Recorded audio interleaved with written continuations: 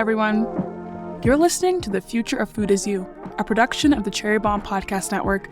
I'm your host, Abena Anim-Somuah, and each week I talk to emerging talents in the food world, and they share what they're up to, as well as their dreams and predictions for what's ahead. I love this new generation of chefs, bakers, and creatives making their way in the worlds of food, drink, media, and tech. Today's guests are Giovanna Favilli and Gabriella Vigoreaux. Gio and Gabi are the duo behind Bandidas Bakeshop, a cafe coming soon to Lakeland, Florida. I talked to the couple about growing up in Nicaragua and Florida, their experiences working in New York City's restaurants, and how they want to advocate for LGBTQ plus representation in Florida's culinary scene. Stay tuned for our chat. Thank you to Kerry for supporting The Future of Food Is You. Kerry is the iconic Irish brand famous for its beautiful cheese made with milk from Irish grass-fed cows. It's winter here in New York, and lots of other places, as you know, and I love to brighten the season with my favorite Kerry cheeses. Kerry Cashel Blue Farmhouse cheese has become a staple in my salads. The creamy, delicious texture has that distinct blue cheese bite and is the star of my kale and walnut salads. Soup season is also in full swing. Kerry has some great recipes on their site, and one I have in frequent rotation is roasted broccoli soup with Kerry Dubliner with Irish stout cheese. The sweet and nutty flavor and caramel notes take it to the next level. And then the sandwich of the season, of course, is grilled cheese. Upgrade yours with a Kerry Reserve Cheddar, which is sharp, strong, rich, and smooth. For us snackers out there, a personal cheese plate always hits the spot.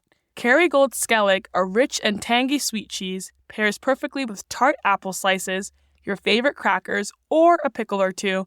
Look for Kerry cheese at your favorite supermarket, specialty grocery store, or cheese shop. Visit kerrygoldusa.com for recipes, product information, and a store locator. Thank you to everyone who came to our Future Food Is You event in Miami. We had a great time at Valerie Chang's restaurant Maddie's, celebrating the local food scene. I had so much fun meeting all of you, hearing your stories, and exploring the city. If you missed this event, don't worry, we'll be announcing more tour stops later this year, so stay tuned for those dates and cities. Thank you to our friends at Kerry Walmart, and Open Table for making this tour stop possible. Now, let's check in with today's guests. Gabi, Gio, thank you so much for joining us on the Future Food Is You podcast. Yeah, thank you for having us. We're so excited when anyone wants to talk to us. Perfect. Gabi, we'll start off with you. Can you tell us where you grew up and how did food show up in your life? I grew up in Central Florida in a town called Winter Haven, which is just a town over from where I live now. It's kind of a town known for its citrus and water skiing and Legoland now. So it's kind of this weird mix of like small town vibes with a touristy place. So growing up, going out to eat was Chili's, Outback, that kind of thing. But I went to Miami all the time with my parents. They actually moved from Miami like a little bit before I was born to Winter Haven. So I still had a lot of family there. So once or twice a month we would drive 4 hours from Friday to Sunday and just spend our weekends there. And that was like my version of food paradise. Everything I looked forward to eating was there, like the Latin pastries. Always got my birthday cake from this Cuban bakery there. Mamey milkshakes, all the tropical fruit. But we always got a big box of empanadas for the 4-hour drive home. Best road trip snack ever. Yeah. Was there like one place in Miami that if you were to drive back down right now, you'd go to? My parents have a place there, so we still go. And there's a gas station kind of near their apartment called El Carajo, which is kind of like the crap hole. I don't know. And in the gas station, there's like a little Latin bakery and a tapas restaurant within the gas station. And we'll always just like get our empanadas, get our pastries, get our croquetas. How about you, Gio? Where did you grow up and how did food show up in your life? I grew up in Lakeland, where we live now, right dead center of Florida, between Tampa, Orlando, 30 minutes from Winter Haven, where Gabi grew up. My mom just cooked every night. Didn't matter how long of hours she was working during the day. She was still going to cook us a meal at the end of the day. Nicaraguan food. Both my parents are from Nicaragua. So I got to kind of grow up seeing that. She didn't really want help in the kitchen, but I did watch her all the time. Really inspired me. I feel like I gained a lot from that. And then we spent our summers in Nicaragua on my family's farm, visiting my family. So there, I kind of made that connection of where food comes from, all the hard work it takes to get the ingredients and the fruit and the vegetables. And that was just super inspiring for me. And I think that was my connection to food. That sounds like a dream. What were some of the crops that were grown on your family's farm? right now, largely pitaya and achiote. Yeah. And So that's the chili. And what's pitaya? a pitaya dragon fruit. Very Yes. cool. But in Nicaragua, it's like a really nice purple violet color. Really beautiful. When I was younger, I feel like we had a lot more. We had a lot more coffee. We had a lime Tahiti, that's what it was called, Tahiti. And it was just like a specific lime that is the best lime in the world. It doesn't matter what lime I try to get here. It does not compare. Makes the best ceviche. Even better than a key lime. Yeah, yes. Naranja agria, we grew lots of naranja agria, sour orange. And then we had lots of cows and ponies that I used to love to ride until I got too big and the ponies were like, get off of me. We're retiring. Yes. Yeah. So before you moved back home to Florida, you both went to culinary school and spent a lot of time working in restaurants around New York. Gio, we'll start with you. What was the decision that sparked you to go to culinary school? School and the way I was trying to learn in school was just like not my vibe. I was not doing that great. I was really struggling to find my purpose in college. I felt really lost, and I always had that connection to food. I feel like for the longest time, I thought it was a hobby or something I just liked to do, and it made me happy. But there was a switch where I was like, I need to figure out what I'm going to be doing for the rest of my life that's going to make me happy, but also successful and make me feel like I have purpose. And I kind of took that chance and was like, let's try culinary school. I don't think you have to do culinary school, but for me, it was amazing. It was perfect. I felt very comfortable in that setting. I thrive when I can see somebody doing something, and I learned that way the best. It was great for me. I feel like I gained so many skills and confidence just going to culinary school. How about you, Gabi? What was your experience like? I definitely feel like I learned a lot of like the techniques in culinary school, but I did not thrive in the environment at all. I was not a structured person at the time. I didn't like the way that I was spoken to, like even by instructors who were probably just trying to like mimic the way that we're going to get spoken to when we go work in restaurants. But I was like, I don't like this. I also started freelance writing around the same time that I went to culinary school. And I knew that I wanted to combine the two somehow. So got actually my first job at Cherry Bomb when it was a baby. And then from that went to work at test kitchens, which was a whole different type of education. I learned that I couldn't be so chaotic and impulsive about what I was doing. It was a very like slow and methodical process, and trying to develop recipes that anybody can replicate no matter where they are and what they have. And I feel like that is actually where I learned that I liked baking more than cooking. And so when you guys both moved back to Florida, you decide to host your own pop-ups. Can you tell us a little bit about those individual pop-ups and what you were serving? And Gabi, we'll start with you. I moved home after 8 years in New York for what I thought was going to be a temporary period of time that ended up not being temporary at all. And then the pandemic happened. So just like really permanent. And I knew that I needed to do something to make money. I didn't even have a driver's license at the time, and I was living with my parents. I got the idea overnight that I was going to start an empanada company. It all came to me in one day, like the name, the vibe, the inaugural empanada flavor, like everything. So I started with a beef and plantain empanada that was my mom's recipe, and I knew that I wanted it to be a baked empanada, not a fried one. And I knew that the dough was something healthy. Yeah. I prefer that style. I think it's like the Argentinian style. And the empanadas that I grew up making and eating were mostly the kind where you buy the pre-made shell, like the Goya shell or whatever, and then you fry it, which is no diss on that. Like, I love those. But I knew that I wanted the dough to be just as good as the filling. So I spent like a few months in my parents' kitchen just pumping out empanadas, and my mom's a party planner, which was very convenient because she was like hyping me up to all her clients, and everybody was like ordering empanadas from me, and it turned into a few flavors. And I ended up actually finding an incubator, a shared kitchen space in Lakeland that helped small businesses get started with their licensing and everything. So I got my driver's license like just so that I could drive the 30 minutes to Lakeland every day and like go work in this shared kitchen and legitimize the business, which I named Vicky G's, which was kind of like a spin on my name, which is Gabriella Victoria. But I didn't want to like call it anything that people would, it's too much pressure to be like Gabi's Empanadas. Yeah. So it was like an alter ego. Yeah, it's like your nom de plume, your Sasha Fierce moment. If anything. Exactly. Yeah, that's awesome. How about you, Gio? I know you also had something similar to what Gabi was cooking up. Yeah, it was called Casita Verde. I just served Nicaraguan food. I felt like there was so much that I grew up with knowing this food and loving this food, and not many people know about it. There aren't many cookbooks about it. There aren't many restaurants. I was like, this is what I'm supposed to do. I'm supposed to bring this food to the table and, have my community experience it. I do think it was a little hard at first and trying to get people to try different things. And I started realizing that it would be easier at the farmer's market instead of calling something a buñuelo, maybe a fritter. And this is a fritter. Come try this fritter. Things like that. Slowly people started trying it. People started liking it. And it was nice and it was fun, yeah.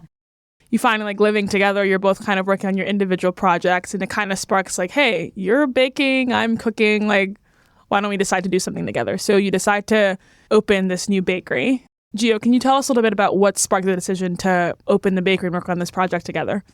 When we finally moved in together, we kind of just started realizing how ridiculous it was that we were paying 2 market fees and 2 bills at the kitchen incubator and 2 licensing fees when we were collaborating so often and doing pop-ups together. So we kind of took the time to think about if we wanted to keep doing these 2 businesses or just combine and make something new. We decided on doing that. And yeah, I feel like it was for the best. And then Gabi, why did you decide to call it Bandidas? I love the name. I think it's so great. Yeah. So when we were trying to figure out what to call this new business that now included both of us, we were throwing a lot of names on the table. And Gio actually is the one who threw out the term Bandidas. And for me, it was a movie with Penelope Cruz and Salma Hayek, like fighting crime in the Wild Wild West. That was my association. So I was like, love it. Totally fits. And she explained to me that it's kind of like, it's like a term of endearment that her family called her when she was younger. It's like a word that you would call somebody when they're like doing something they're not supposed to be doing, like sticking your hand in the cookie jar. Based on, seeing your work, it seems like it's going to be a really warm place. But I would love to hear how you're thinking about the atmosphere of the bakery. Gabi, we'll start with you. The bakery itself it's very much an extension of us.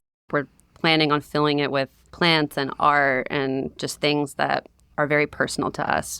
We just had my cousin fly in from New York, and she painted this like really beautiful mural in the hallway of all these trees from Nicaragua and Puerto Rico and Florida. And it's just this wild, crazy, zany, like not to scale picnic scene of all these cakes under pitaya trees. And it's wild. We love it.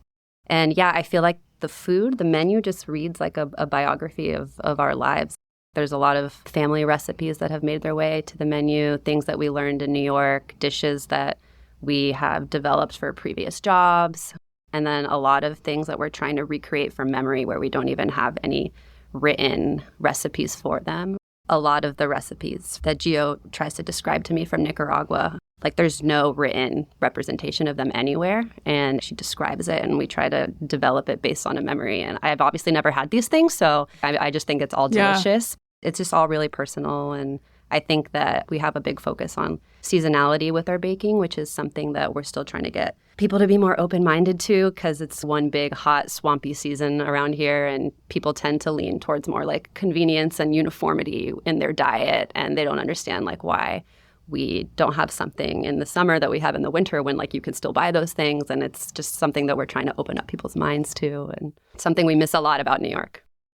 Let's take a quick break and we'll be right back. Thank you to Simply for supporting the future of food is you. Simply is a leading regenerative food brand co-founded by Bomb Squad member Sorella Harada that has a mission to connect people around the world through the joy of food.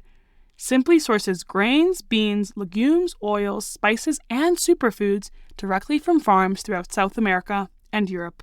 These elevated pantry essentials are single origin, flavorful, and nutrient-dense.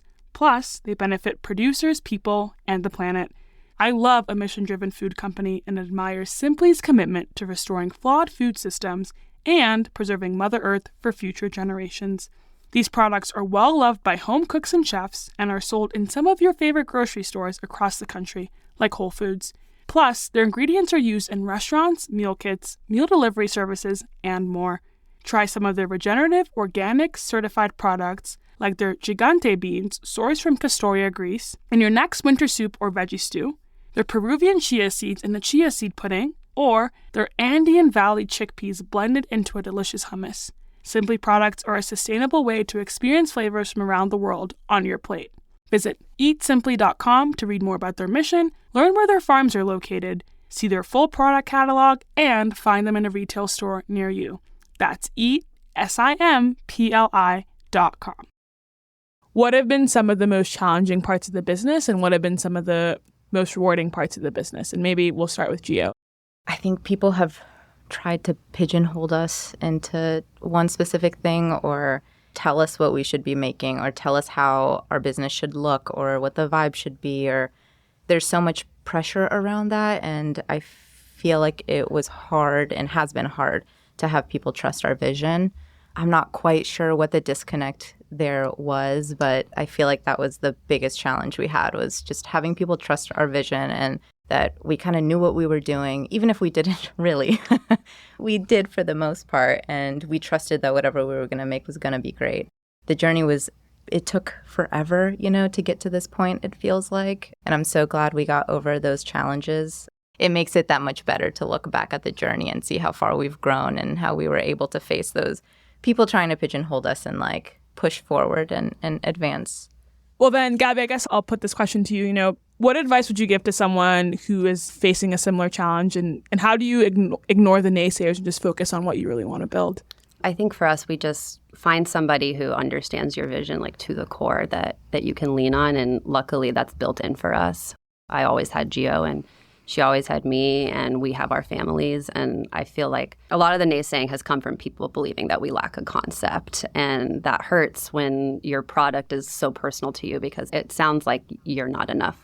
We're not enough. We need to fill the needs of somebody else. And people see two Spanish-speaking girls out there at the market, and they're like, "Do you have a Cuban sandwich?" And we say, "No, we don't. We don't make that." And also, there's a lot of places. Neither of you are Cuban. Neither of us are Cuban. Yeah. And also, there's a lot of places to get that here. But this is something new, and just getting people to push out of their comfort zone and try something new and just trust us. And I think we thought that was going to be a lot easier, considering that we're both from here. And coming back, we maybe were naive in thinking that it was going to be a small pond kind of situation. But we live in a small city that is rapidly growing, and there's a lot of competition. The rents are insane, and there's a lot of people trying to do the same things, and just getting people to trust us has been really hard. But I think that we just never lost sight of what we wanted, and I think that we honestly just manifested this next chapter for ourselves, because the perfect space just kind of landed in our lap right when we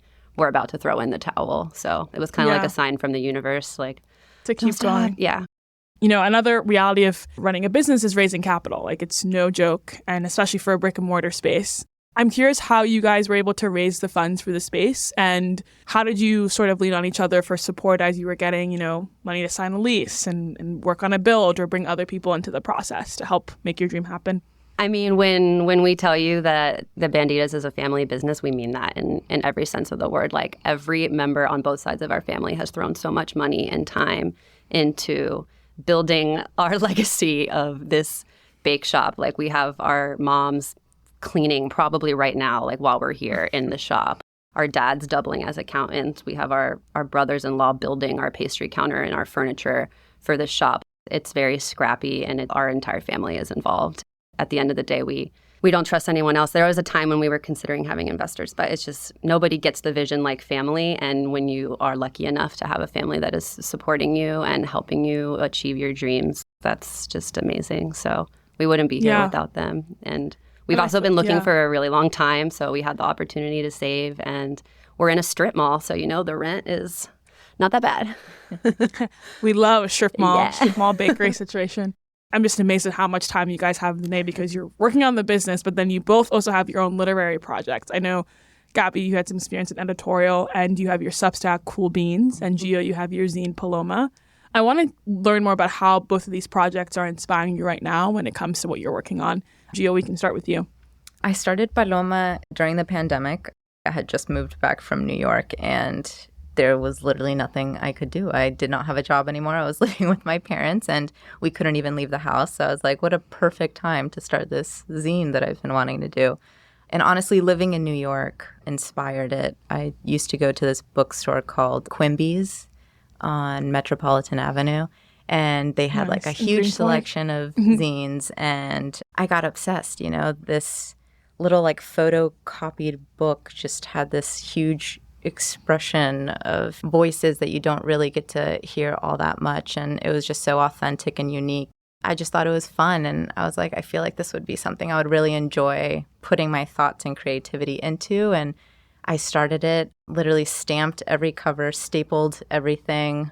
I don't know why I couldn't figure out how to print double-sided. So I like the first copy, I literally glued the papers together so that it would be double-sided. It was very janky, but I really enjoyed it. And I kind of curated different people's voices, and it had recipes and music playlists and art. And I would contribute some photojournalism.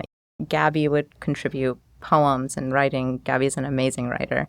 It just kind of helps me detach from everything else we're doing. And sometimes it can be a little stressful, but not as stressful as everything else. So it's a nice little break and a fun little way to be creative. Yeah, I love that. And it's still connected to some part of your culture and maybe takes the pressure off really trying to build something perfect. Totally. And yeah, Gabi, I'm sure I feel like Substack has blown up in the last year. Yeah. And everyone and their grandma has one. So I'm curious how you're keeping things going on there. I actually didn't really know what it was. And the Cool Beans it's not my Substack. I was hired to write a weekly, column for a Substack called Cool Beans, which is aimed at sustainability in the kitchen and trying to reduce our footprint through the things that we eat and the things that we cook. The editors of Cool Beans found me through some freelance work I had been doing for Savoir, and they called me out of the blue. I had said that I didn't want to take on any more projects, but the pay was really good. We were a pop-up food business. I was like, if I can just pump out a recipe a week, we can make extra money and it can help us in the long run with Bandidas, which it has. It's actually been great because it's gotten both of us to really change the way that we approach cooking at home. We definitely eat a lot less meat now. We're always focused on utilizing our food waste, and that's something that can carry over to the bake shop as well. And it's made us realize how few restaurants in our area are focused on sustainability at all. Our town just announced that they're stopping recycling this year. So no. It's just kind of crazy. But we did find a local nursery, a tropical plant nursery that we're going to be dropping off our compost to. So just, it's all carrying over, and hopefully we can set a precedent for other restaurants in our area. You got to be the change, be the sustainable change you want to see, right? Yeah. Florida is often in the news, sometimes for good things, sometimes for not so great things. And as an LGBTQ plus couple in Florida, I'm really curious to hear how you hope that your work inspires those in queer culinary communities, because I think queerness and food are so intersected, and food has just been a relief and a sense of joy and family for a lot of people in the queer community. I feel very lucky that I moved to New York when I was young. I was 22 when I started doing work with Cherry Bomb, and I feel like I did not have the same experience that a lot of queer people in kitchens had. I was surrounded by queer chefs, and I knew a lot of them through Kerry and through the magazine and through the industry. And I really do feel like being able to see myself and seeing other people in those positions, I never doubted that I could do it. The road was paved for me. I do feel a sense of responsibility to continue paying it forward and continue speaking out about it, even if it's not something that I'm normally comfortable talking about, especially living in a small conservative town. It is important to be vocal about it and just let people know, hey, this is a safe space. We really do lean on other queer businesses in our community, food related or not, for things like that. And just, representation is everything for both of us. I mean, we both left the towns we grew up in because we didn't see ourselves, and now we're back. We want other people to be able to see themselves in what we're doing. That's really special. And Gio, what do you think the future holds for queer-owned businesses based on what you've been working on and based on what you're seeing? Yeah, I just hope there's more of us, and I hope it's, successful for everybody. I think opening up a bakery or a restaurant or a business is super hard already. And I think being queer, especially in a state or a town that is conservative, there's a bunch of challenges, more challenges that get presented. So I hope with more of us, being out there and having successful businesses, we can just help each other out, have a community, help other people, mentor. Although we have faced our challenges and it's been hard to connect with people, we have had mentors who have helped us and made us feel supported. And it's everything. And I hope to be that for somebody. And growing up in Lakeland, it was hard because I didn't really see myself anywhere. and you feel lost, and then that contributes to other aspects of your life, and you don't really have confidence, and you're just trying to figure everything out. And going to New York and being in a work setting where I did see somebody like me, or even just like on the street or on the subway, seeing other people that I felt like I could identify with, really put into perspective how important it is to see yourself in somebody else. I'm not trying to lead anything or be this big face of anything, but I just hope that if there's somebody younger like my past self, they can look at us and know that they can be successful and they can do whatever they want and they can be in a loving relationship and like have a family and a business and, you know, thrive in their community. We're huge manifestors on the podcast, so I would love to know if there's any dream guest, queer or not, that you'd love to, you know, visit the bakery one day. We love Melissa King. Oh, yes. Melissa King. We love her. We hope Melissa she knows King. we exist. Our wedding was in the issue of Cherry Bomb that she's on the cover of. So maybe she knows about us. Come to the swamp. What do you think the future holds for Florida's culinary landscape, and how do you think it contributes to America at large, specifically with what you're working on? I guess, Gabi, we'll start with you. Florida, we get a bad rep in the press, but you can't deny. Florida man. Yeah, Florida man.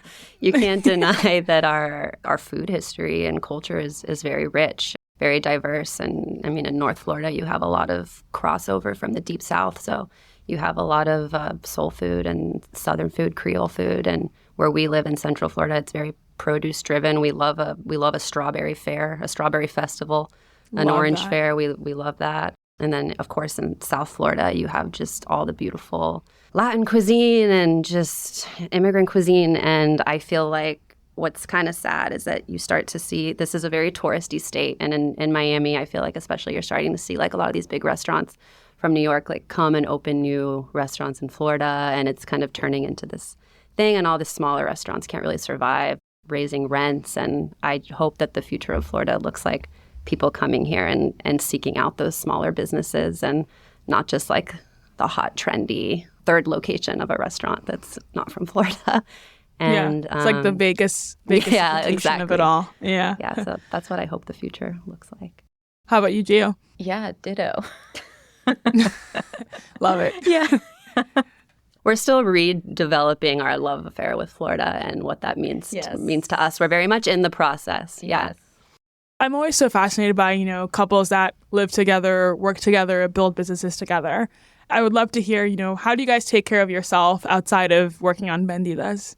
We do a lot together, but I think in terms of hobbies, we're very different, I would say. But we both like to be outside. We both play tennis. We have a poodle. We like to take her to the trails. We have some beautiful trails around us. We like to go camping. I picked up distance running since the pandemic, and that's something that I've become really passionate about. It's something I look forward to our day off where I can go on like a really long run and just listen to a podcast or three and count all the critters I see, count the birds and the gators and think about recipes and stuff like that. We're actually about to go on vacation. We'll be going to Puerto Rico to visit my family and to do a half Ironman. So I don't know how many people would count that as a vacation, but we're very excited. That's awesome. I would love to hear how you hope to grow as individuals and what you think the future is for Bandidas in the next, let's say, 5 years. Gio, we'll start with you. I hope I, can grow into myself, find more confidence, figure out a healthy balance of work and, caring for myself and others. I tend to put myself on the back burner sometimes. I feel like work is just going to get crazier, and I really got to focus on figuring out how to have that balance and knowing my worth and loving myself and loving what I'm doing and, being confident. I hope I can get there. You got it. How about you, Gabi? Yeah, I think we both have like a lot of imposter syndrome when it comes to what we do. And I think that's natural because we, like I was saying earlier, we left a place that we felt uncomfortable in and found ourselves back. And I think that we're always going to be striving for that peace, that we don't have to give up the comforts of family and of home to live our authentic lives and be ourselves. Like we can have both of those things in the same place. And if we can just inspire other people, especially queer people, to be who they want to be, live where they want to live, and not give that up, then it was all worth it. And we're in the process of doing that right now. So I love it. I think sometimes it's hard to see the forest within the trees, but I will say from this side, I think what you're doing is exceptional. And I wish you lots of success, and I can't wait to come down to Lakeland and have a tennis and pastry day. And yeah. There's a tennis court right critters across the street from the bakery. Oh my gosh, please. Maybe I'll just camp out there for a month or two. Well, Gabi and Gio, if we want to continue to support you, where are the best places to find you? You can follow us on Instagram. Yes. At Bandidas Bakeshop. And when's the opening day? Sometime in April is the goal. Great. Yeah. Awesome. Congratulations, and thank you so much for this conversation. Thanks, Thank you Abena. so much. Before we go, our guests are going to leave a voicemail, just talking to themselves 10 years from now. You have reached the Future of Food Is You mailbox. Please leave a message after the beep. Hey, Gabs, it's me, your 33-year-old self, calling to check in. You're not picking up. You're probably at the bake shop. But I just wanted to say I'm proud of you. You did it. You found your home in the same place you once tried to run from. You did it your own way and on your own terms and with the love of your life and your family by your side. You've inspired so many young queer folk to fight for their right to be exactly where they want to be. It's been a long journey to get to where you are now, but I know that you're not tired. I know you're always dreaming of the next thing, and I can't wait to be you and see what else we do. Just don't forget to stay present and enjoy the now. Remember, you have everything you've always wanted, minus a second poodle, which hopefully you've gotten by now. I love you so much, Gabs. Stay hungry. Hello, my sweet Giovanna. It's 2024, and you and Gabriella are weeks away from opening Bandidas. I hope you can look back at this time and smile at how young and scrappy we were, how you managed to stay true to yourself no matter how difficult that was. I hope all the challenges you've been facing during this process have helped you grow and realize you can do anything you set your mind to, like literally anything. I hope you've learned to give yourself some grace and be patient with yourself. Remember, mistakes aren't the end of the world. I also hope you've stayed as curious as you've always been and that you know your worth. You are worthy of so much more than you think. I hope at this point you finally believe that. Keep spreading love to those around you, but most importantly, remember to love yourself. That's it for today's show. Thank you to Kerry and Simply for supporting today's show. The Future of Food Is You is a production of the Cherry Bomb Podcast Network. Thanks to the team at City Vogt Studios, executive producers Carrie Diamond and Catherine Baker, associate producer Jenna Sadu, and editorial assistant London Crenshaw. Catch you on the Future Flip.